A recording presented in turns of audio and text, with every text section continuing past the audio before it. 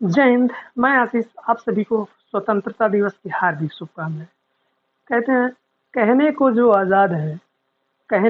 आज़ाद है वो भी कैद में है अपनी ख्वाहिशों की बोझ में। अगर समझते हो अगर समझते हो कि सिर्फ हम कैद में हैं, ये समझ लो निपट हो। या जो कविता है यह मिर्जापुर सीरीज के कवि द्वारा कही गई प्रसिद्ध लाइन है। इस कविता का कहने का मतलब ये है कि हम कहने को सिर्फ आज़ाद हैं। ये जो आज़ादी है, हम साल भर में एक बार आज़ादी मनाते हैं। हमारे अंदर साल भर में एक बार देशभक्ति जागती है। ये जो देशभक्ति जागती है, ये साल भर कहाँ चली जाती है? जो असमानताओं के खिलाफ, कुरीतियों के खिलाफ हम जो आवाज़ नहीं उठा पाते, ये आज़ादी चली कहाँ जाती है हमारी? जो असमानताओं और कुरीतियों के खिलाफ आवाज़ क्यों नहीं उठा पाते? ये समझने का विषय है। सिर्फ हम कहने को आज़ाद हैं। आप समझ सकते हैं, अभी हाल ही में कुछ उद्योगपतियों ने इतना पैसा खर्च किया वेडिंग में। अब आप कहेंगे कि आपको इससे क्या तकलीफ हो रही है? हमें तकलीफ है क्योंकि भारत में असमानताएं फैलती जा रही हैं। भारत की जो असमानता है, भारत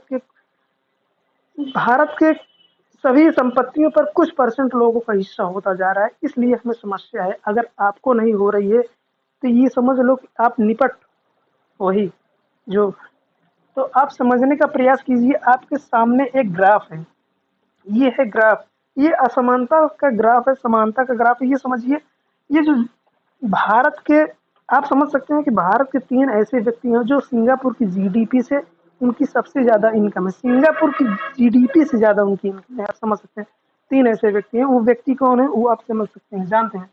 ये जो है ग्राफ है, आपके सामने ग्राफ रखिए, ये इनकम है, टोटल इनकम, ये टोटल जनसंख्या। भारत का मात्र 10% लोगों की जनसंख्या, 10% जनसंख्या जो है 5% लोगों की 90% पर कब्जा है। ये 10% जनसंख्या, 90% संपत्ति पर उनका हिस्सा है। ये ग्राफ जो है, ये लॉरेंज वक्र जो है, ये असमानता दिखाता है। समानता रेखा से, इक्वल रेखा से जितनी दूरी लॉरेंज वक्र जाएगी वो असमानता दर्शाएगी, और जितने करीब आएगी, जितने नजदीक आएगी, वो असमानता दर्शाएगी। आप समझ सकते हैं कि सिर्फ हम कहने को आज़ाद हैं, और आज़ादी है कहाँ?